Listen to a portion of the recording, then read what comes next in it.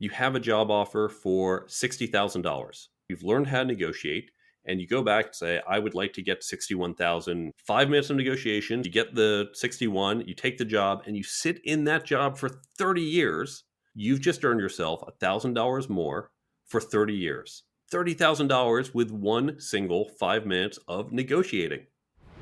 Are you at a crossroads in your career? Ready for a change, but you're not sure how to get there? Don't worry, we are about to produce your best life together. Welcome to the Second Act Success podcast. I am your host, Shannon Russell. I am a former television producer turned boy mom. I left my dream job to find family balance, and in doing so, I produced my dream life. Now I am a business owner, podcaster, and career coach. My mission is to help other women like you find what they are truly meant to be doing. If you are ready to start over in your career or pivot to a new purpose, then get ready to be inspired by stories of women who have done just that. We will share advice and actionable tips to motivate you as you move along on your path. It is time to shine, so let's start producing your balanced life of abundance today. This is Second Act Success.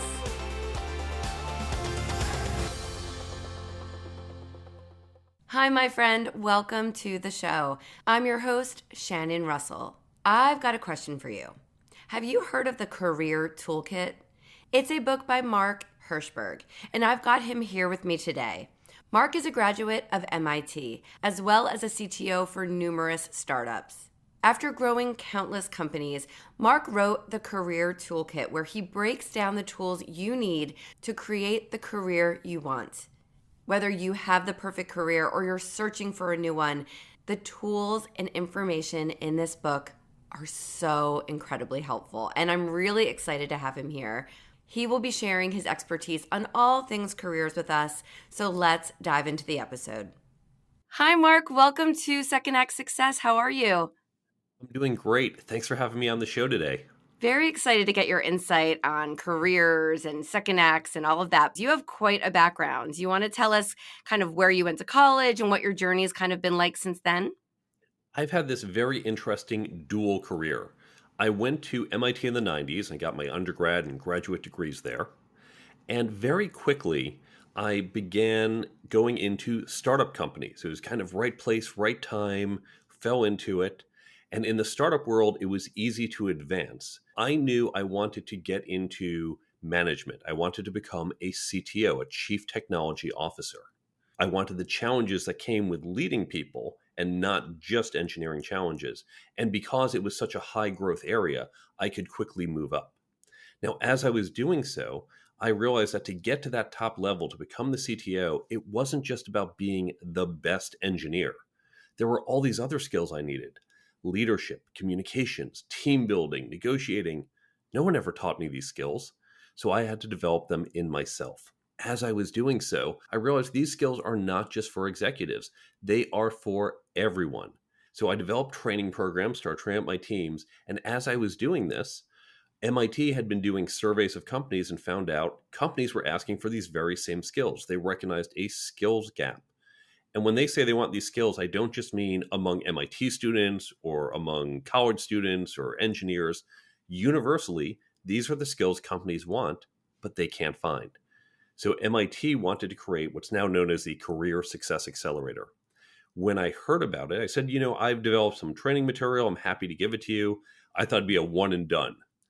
But instead, they asked me to help create some new content as well, and then asked me to help teach it alongside professors from Sloan and the schools of engineering. I had this amazing opportunity, unplanned. So in parallel to my career, building tech startups and helping Fortune 500s innovate, I've also helped to create this class, and I've been teaching at this class at MIT for the past 20 plus years, which then turned into the book, the app, and speaking. But I still build tech startups as well. So I have these dual careers. So you graduate from MIT and you know that you want to be on the management level of these companies. You want to be a CTO, but how did you get there? You didn't just get that overnight. Talk to me about that process till you became the CTO that you wanted to be. I investigated, what does it mean to be a CTO? And this is something very important we need to do in our planning, is understand what that means. A classic example, lawyers. If you ask someone, what does a lawyer do? You can ask that of a 10-year-old. 10-year-old knows what a lawyer does. We've all seen them on TV. They're the people who go to court and they argue things. But if you actually look at what a lawyer does, if you talk to most lawyers, they're not in court. Even the ones who do aren't there very often. They're in their office. They're doing research. They're writing things up. It's a very solitary profession. And that drama and excitement where someone shouts, "You can't handle the truth. I want the truth," Right. doesn't happen. But that's what we see. That's telegenic. And so we have this very warped impression of what law is. And what we find is many people say, "Oh, I want to go into law. It looks exciting. It looks interesting." Then they find it's a lot of meetings and paperwork. And it's not what they thought. So it's very important that we understand, what exactly do I do? And it's not just what's in the job description. It's how much of each of those things in the job description do you do? That's important to understand. So I really started to investigate to understand, what do I need to do and what are the skills that would make me effective and put me on this path. Like you said, you're learning what different job professions are as you're growing up. And then all of a sudden it's time to go to college and you're supposed to pick this major and go work towards this field. And I'm noticing, I don't know about you, but just in the past few years, a lot of people are graduating with degrees and they don't want to go into that field. Do you think it's because people aren't prepared with the proper toolkit to know what that job that they're working towards actually entails? I don't think we explain the jobs very well. Consider medicine as another one. We all know what doctors do. How much time do you think doctors spend doing paperwork? It's a huge amount. You, again, don't see that on TV. That's not the exciting part of it. And if you talk to doctors, doctors generally love helping people and they lament all the paperwork. And you have to ask yourself, is it worth all the paperwork? It's important to really understand, again, not just here's a job title, here's generally what the job entails, but really that particular mix. And then, are your skills aligned to that mix? If you don't like public speaking, and that's fine, taking a role where you're going to a conference every other week and speaking is probably not the right job for you. Right. So it's really learning all that it encompasses. You went to school for engineering. A lot of engineers don't want to be a CTO. They don't want to be managing teams. They just want to be focused on the project. So that's quite interesting that you took maybe the same degree that someone else did and you just added on. I didn't know it at the time. And that's okay. As much as I'm a person who says in my book, you need to plan, you need to be proactive, it's okay if you don't have answers to your questions. It's okay if you explore and try a little, particularly in your early 20s, or even if you're doing a pivot and you're in a position where you can say, I can try a few jobs right now. I have financial stability, either because of savings or a spouse. I'll explore a bit. And that's okay, because that's going to help us uncover our preferences. For some people, you can do it by reading, by speaking to others. For other people, you need to actually do, and both are acceptable. So now talk to me about the Career Toolkit book that you wrote and put together and that whole world.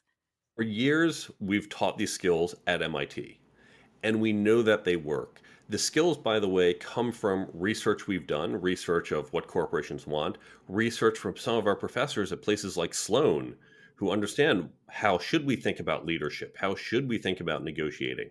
We've been using them with my teams, with others. So we know what the skills are. We also know how to teach them. We've really developed some great content. I wanted us to reach a larger audience. And I originally thought, I'm just going to write up notes for the class. I thought I was writing 20 pages of notes. 20 pages became 40, became 80. And pretty soon I said, I think I have a book. Wow. So I turned into a book and the corresponding app. So how was that when you said, okay, I have a book? Now, did you know how to proceed in getting that book out there to the world? I didn't know how to do that. The first thing I did is I called my friend Dory Clark. Dory is one of the top business book writers in the country. She's had multiple best-selling books. I reached out, thankfully, because I've built this great network over the years. I said, Dory, I think I'm writing a book. Can I take you to dinner? And she kindly said yes. So we went out to dinner and she gave me some great advice on how to get started. It's so helpful because not everyone can go to MIT and take this program and be a part of this. So you're really bringing that MIT program to the world, to whatever student wants it. Exactly. And again, this is not engineering. These are not engineering skills or science specific. These are universal skills that apply to everyone, no matter what your industry or what your function. Hey, it's Shannon. If you are enjoying this podcast, then you will love my weekly newsletter. It's full of career advice, productivity tips, and of course, inspiring stories of women who have launched a new career that they love. Just go to secondactsuccess.co to sign up. Plus, you'll get the My Success Vision Board to help you with your 2023 planning as well. Now it's back to the episode. Who is the ideal reader of this book? Anyone who says, I want to be more effective in my career. That might mean you're saying, I need to create a better, more proactive career plan because I feel like I'm just wandering around and being inefficient. There might be a particular skill where you say, I want to be better at networking or negotiating or communicating. How do I get better at this? All of that is in the book. The book itself, there's 10 chapters, and it's not necessarily that you have to read it cover to cover. It's a toolkit. You can open it up and say, I want to get better at networking. Go right to chapter 8, read that chapter, put it down for a bit. Then you want to work on creating your career plan, go to chapter 1 so you can jump around. This is not a book you read once. You go back to it. And it takes you only about 30 or 40 minutes to read a chapter. So you can just jump in, read it, get it, focus on that, come back to it again when you need it. A lot of us who wander aimlessly. I mean, we all go through that at different periods in our life. You went through that when you were trying to figure it out after school. I've been there. A lot of our listeners of the podcast are in a place where they feel a little bit stuck and unsure of maybe how to navigate. Maybe they do know what they want to do next and they don't know how to make that shift. They're not sure how to use the skills that they currently have to make a pivot or a transition to something new. So, what advice would you give just to our listeners now that are sitting there in that place of uncertainty and they just want to know, how can I put one foot in front of the other just to make a step, a movement? Let's look at the two most common cases. First, I don't know exactly what I want to do. I know I want to leave where I am, but you don't want to go from something, you want to go to something. Mm-hmm. And that starts with these questions. And they're questions you ask yourself about what you want. Again, not do I want to be a doctor or an accountant, but what do I like? How much time do I want to spend in meetings? Do I want to work individually or as a team? Do I want to be in an office or at home? These are the important questions you need to ask, in addition to, do I think I want to do medicine or finance? Right. That's part of it too, but that's the obvious one. Start with these questions and talk to people in the fields. Talk to your friends when someone says, I know I spend half my time in meetings, but I love it because I love the people I'm with. And you think, oh, maybe meetings aren't so bad if I like my coworkers. Get personal preference, but talking to different people will help stimulate ideas and help you explore and understand all the subtle different dimensions of what you want in a job. And that's going to give you some focus. Once you figured out what you want to do, you need to create a plan to get there. Now, you need to think, if this is where I want to be in a few years, I knew I couldn't go from engineer to CTO overnight.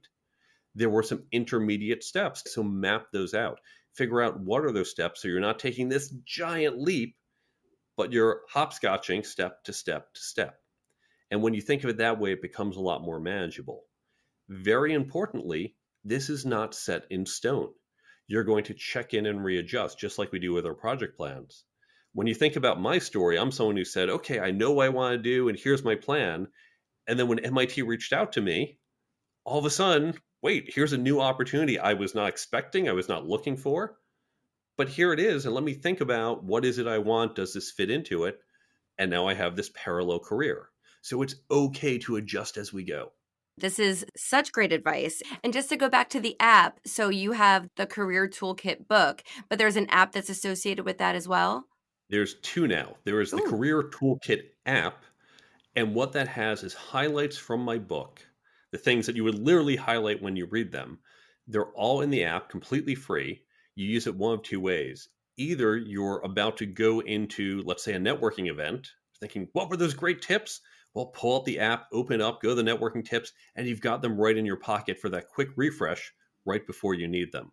The other way it works is it will pop up one of the tips at a time you set to help keep it top of mind, because it's far too easy to read a book and then forget all as soon as you turn the cover. And so I want you to help retain this, and just each day pops it up. You look at, swipe it away, takes you 2 seconds, but it helps you retain what you've learned using a technique of spaced repetition. So that's the Career Toolkit app.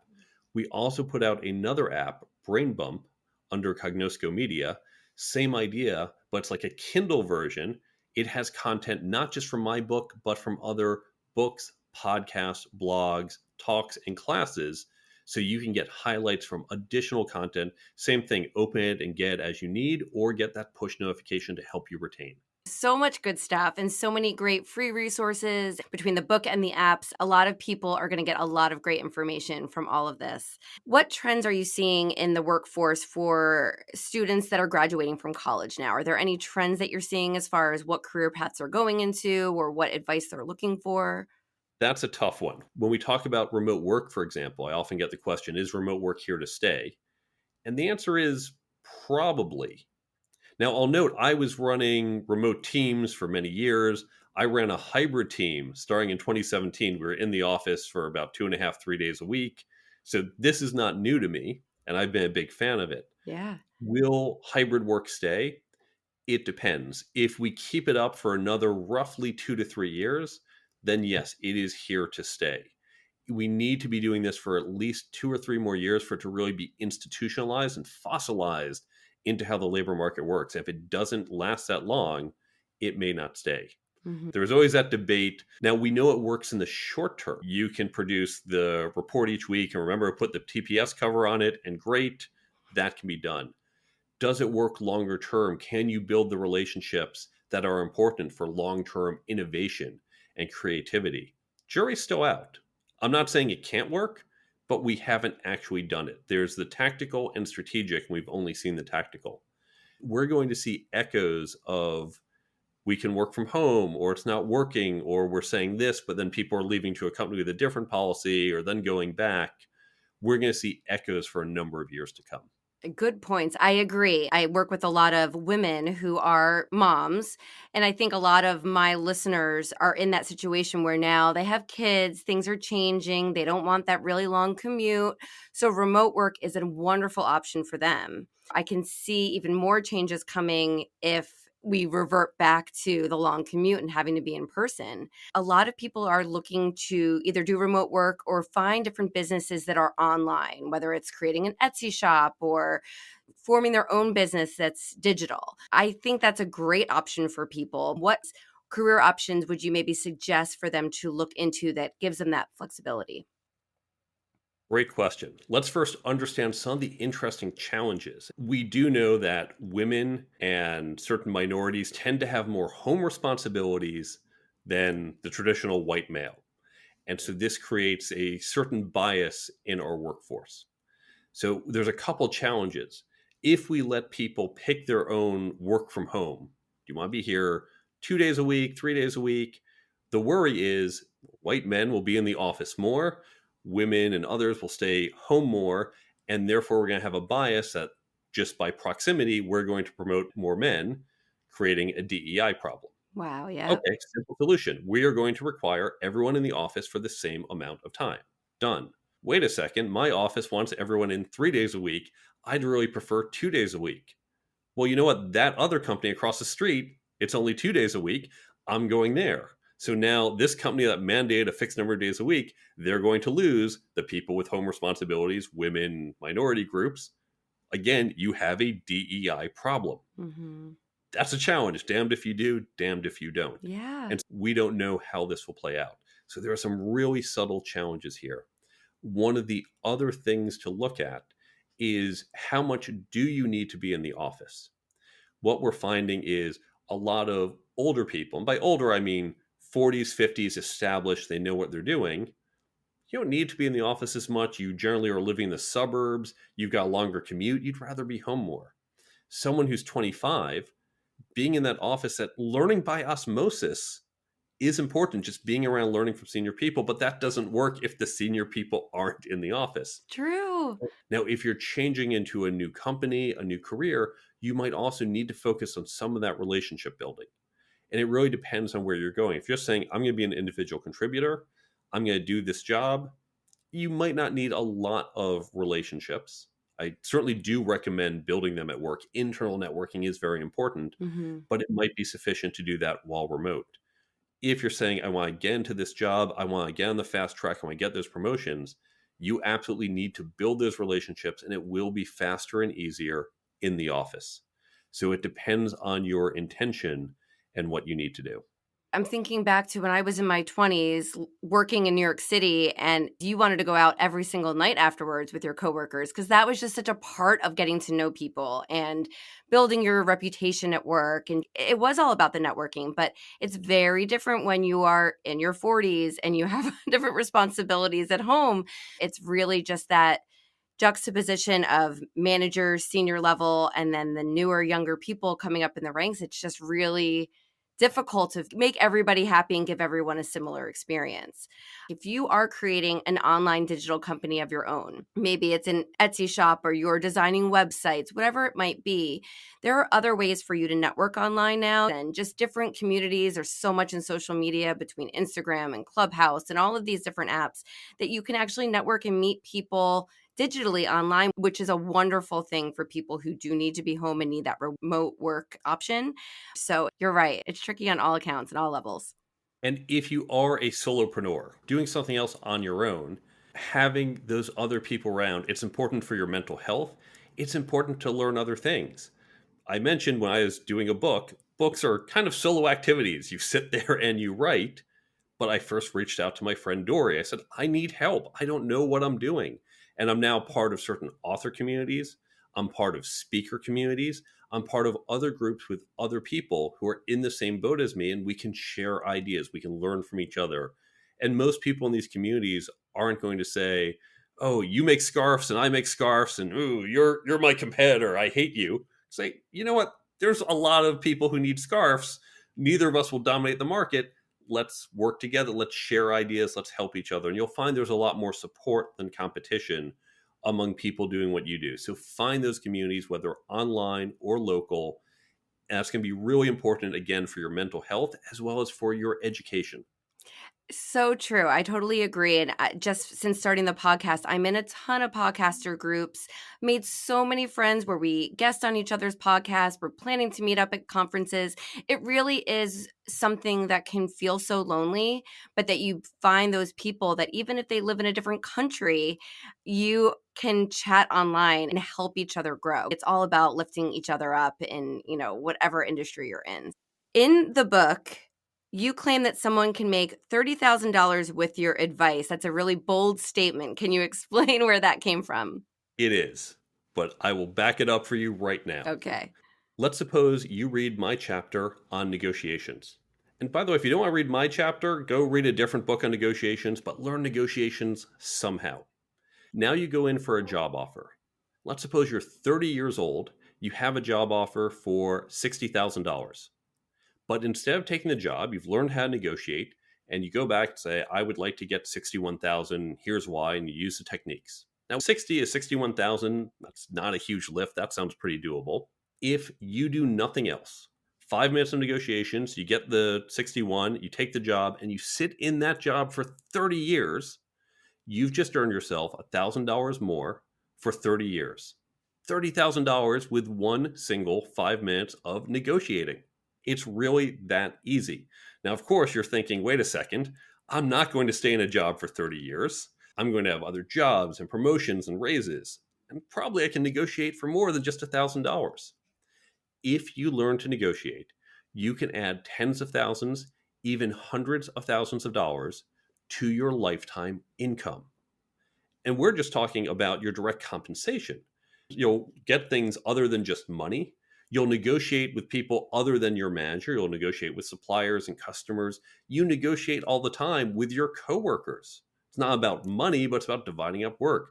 We negotiate with our spouses, with our children. We Mm-hmm. negotiate with lots of people, and getting better has a huge impact. And by the way, here's the even bigger secret: getting just a little bit better at not just negotiating, but at leadership or communicating or networking has the same type of returns. No one's going to say, oh, well, you're a slightly better communicator, here's $1,000 more. But being that slightly better communicator, you're going to stand out. You'll get noticed. You'll be put on better projects. You'll come across better in interviews, and that will lead to better opportunities and better returns. The key takeaway is all of these skills, it's not about being the best in the world. It's getting just a little bit better, 1%, 2% better, and it can have a huge return on your overall effectiveness. So simple and so brilliant. You're right. What are your thoughts on people having a career plan straight out of college? Should they have a plan before graduation? If you know what you want to do, then yes, create a plan to get there. If you don't know exactly where you want to go, particularly out of college or during a transition, and you can spend a little time exploring, and certainly we think about it, 22, you've got your fallback, you still have your parents. So take that time to explore, take that time to try out. I think that's totally fine. And if you're our age and you're thinking of changing to something else, do you suggest having that plan before you just jump and say, okay, I don't have anything else. I have no way of making money tomorrow, but I need to start fresh? Is a plan necessary? I think so. If you're in a position where you say, I hate showing up to work, it is harming my health, I have to get out of here. Okay, maybe you just need to jump and you'll figure out how you'll land later. For most people, if you're not in that extreme situation, ideally you should have some savings. My parents always taught me have 6 months of cash in the bank. And this way, no matter what happens, you get laid off tomorrow, you're fine for 6 months. If you're cautious, you can stretch that further. Okay, that's a good safety net. But if you can, start to look before you leap and have those conversations with others. Try to create a plan. Know the plan isn't going to be perfect. You're not going to follow the plan as written, but you have the plan and you're going to adjust as you go. If you've got some larger safety net, if, for example, you have a spouse who can support the family for a bit, then maybe you say, you know, for the next 2 years, I'm going to explore. I'm going to do maybe some consulting jobs. I might even do a little free work just to get my foot in the door and try something else, or I'm going to go back to school and take a class. And you spend a little more time exploring. Now, one important thing is to understand when you're doing all these kind of short things, how's someone going to see this on your resume if you go back into the corporate world? If you were at a job for 6 years and before that 10 years and you're showing long duration, and then you have 2 years of maybe a little volatility or just say various things, say, yeah, I was exploring, but they look and say, well, you're someone who stays somewhere for a while and now you figured out what you want. Yeah, I'll hire you. If you've been changing jobs every 18 months for the past 15 years, and then I just see you keep doing it, well, you're probably going to leave my job in a few years anyway. So it depends how you're perceived. Now, certainly if you're doing your own business, you might say, I'm going to spend the next year trying a few different things. Each quarter, I'm going to try something different, see what is I like, and then I'm going to commit next year. That's fine too. So it really depends on where you are and what paths you're capable of doing, given the support system you have in place. That's great. I love that. And it brings up a question about burning bridges for me. Like, I always think you should create relationships at work, no matter what job you're at, and carry those with you to the next one, to the next one. And whether you're changing industries altogether or not, you have your network of people. So if I decide tomorrow that I want to write a book, you know who I'm going to call? I'm going to call you, Mark, because you did it. And now we might have just met today, but you're someone in my network that I can call upon and ask for advice. So what are your feelings about maybe not burning bridges when you do leave a job because you want to keep that network intact? Absolutely. Do not burn bridges. I always tell people jobs are short, careers are long. Now, very important, we often talk about the importance of a first impression. And whether we're meeting in person on the street and you're making that judgment in some number of seconds, or I'm new to work. And of course, the first couple of weeks, you're seeing how am I? Am I responsible? Am I committed? Am I smart? It's also important on the back end because people remember how you leave. When we leave, we want to leave on good terms. We want to not just drop our project like, well, I'm out of here. You guys finish it up. Hey, I patched this up for you. I left some things. If you have a question, call me. I'm still here to help you. Let's keep in touch. So make sure you exit on a good note. Yep, because industries are small. They might be big, but they're small and everyone kind of knows each other. And yeah, great, great advice. So where can our audience connect with you? You can go to my website, thecareertoolkitbook.com. There, of course, you can get the book from Amazon and elsewhere. You can follow me on social media or get in touch with me. you can go to the app page and I'll take you to the Android and iPhone store. We can download the free companion app. I put out articles every week. And then the resources page with a bunch of free resources, including the questions in chapter 1 about how to think about what you want to do next, completely free. All of this at thecareertoolkitbook.com. So much good stuff to check out. And I thank you so much for being here and trying to help our listeners try to figure out, where they really need to be. So thank you so much. Thanks for having me on the show. Mark is such a wealth of knowledge, and there are just so many tips that I have taken from our talk today. I really hope that you have too. Notes on everything we discuss will be in the show notes for this episode. So just go to secondactsuccess.co/52 or head over to the careertoolkitbook.com. If you would like to leave me a message about what you'd like to hear on an upcoming episode of the podcast, you can leave me a voice message at speakpipe.com/secondactsuccess. Thanks for joining me today. I'll be back again next time for more career advice, inspiration, and of course, second act success stories. Bye for now. Thank you for joining us. I hope you found some gems of inspiration and some takeaways to help you on your path to second act success. To view show notes from this episode, visit secondactsuccess.co. Before you go, don't forget to subscribe to the podcast so you don't miss a single episode. Reviews only take a few moments, and they really do mean so much. Thank you again for listening. I am Shannon Russell, and this is Second Act Success.